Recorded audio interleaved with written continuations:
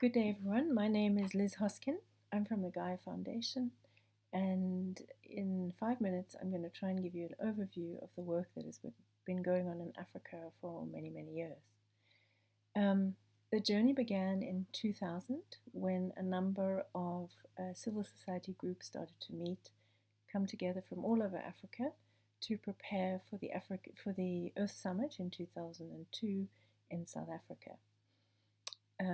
Civil society groups wanted to have a strong presence and a strong message.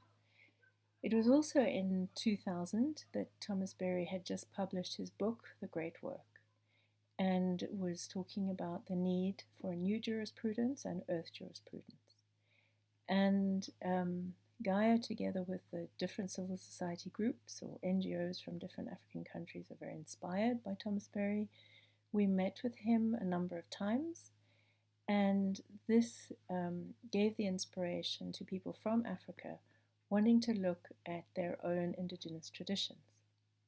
So we organized for some of the leaders to go over to the Colombian Amazon, where we had been working for some years, and they had revived their traditions. They were governing a huge territory by this time in the Amazon, larger than the size of the UK, and they shared with the Africans how they had done so. So the people who'd visited the Amazon came back to Africa and started a program which we called Going Back to Roots, to go back to their elders in their communities, to go back to their traditions, and to learn from elders and to look at ways in which to revive, if that was possible, because at the time we didn't know if there were still elders with that knowledge and whether traditions had sacred sites. And what indeed they found was that there were elders with knowledge, there were elders concerned about what was happening, and indeed there were sacred sites in traditions all over the continent.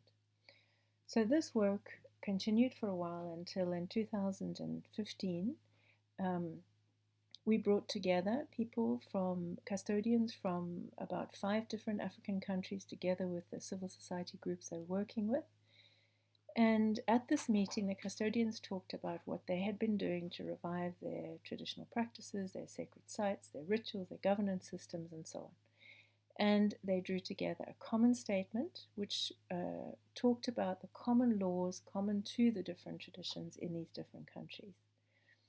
That then formed the basis of a report which we put together with them, for the African Commission, which I'll show you here, which is a report asking the African Commission to recognize sacred natural sites and territories and the custodial governance systems, and also drew on the African Charter, which talks about recognizing African traditions and heritage and plurilegal systems, meaning that traditions in Africa have a different source of law, a different idea of law, and that is basically earth jurisprudence, because customary governance systems and customary laws are derived from the laws of nature.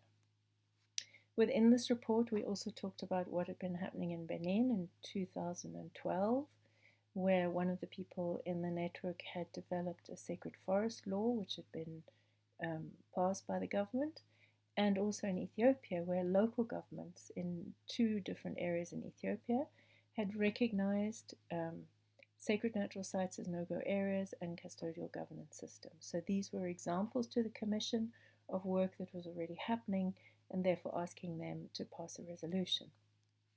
This they did this year, in 2017. With much enthusiasm, they passed a resolution recognizing sacred natural sites and territories and custodial governance systems.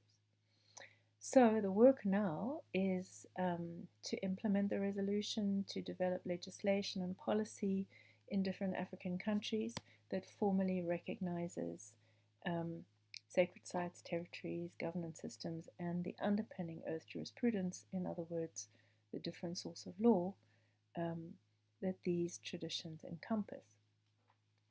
So I think what's important to understand is that what we've learned is that the custodial governance systems and the customary laws effectively recognize rights of nature, because they recognize that there are critical places in the ecosystem that should not be tampered with, wetlands, forests, sources of water, lakes, and that these places have a right to exist, they have a role to play in the ecosystem, and they should not be tampered with by humans.